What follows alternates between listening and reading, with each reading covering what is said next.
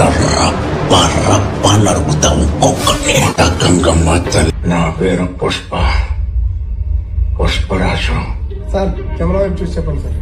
నువ్వే సరిపడా పేరు నాకు పంచాలు అవసరం లేదు కాబట్టి పాయింట్ వస్తున్నా. ఎందుకు పోతారా? బిడ్డని ఎత్తుకుపోతారా మీరు? అంత దమ్ముండదా మీకు?